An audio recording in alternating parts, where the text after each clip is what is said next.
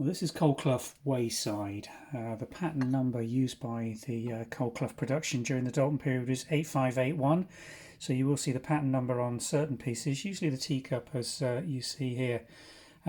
Just out of interest, because we get a lot of people sending us where it hasn't got this pattern number on, this number here, the sort of D370. That's nothing to do with specifically the pattern that's used. That is the shape, mould shape, or the production line that it was produced on.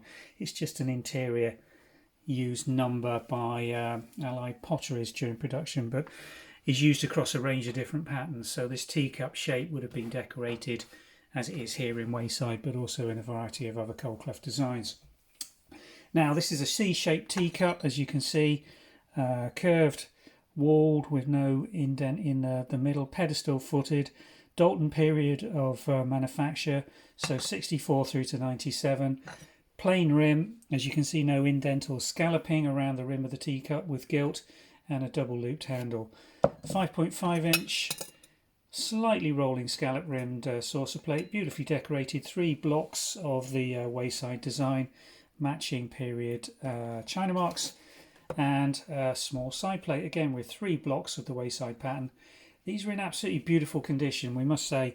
Look at the glazed reflection on there, hardly a mark on them, and again matching period china marks. So really nice examples of this lovely floral pattern by Colclough called Wayside. Main block of it is honeysuckle and sort of briar roses on a sort of pastel-y green backdrop, and those blocks of floral design. Really nice, and the gilt just lifts it on that fine English bone china.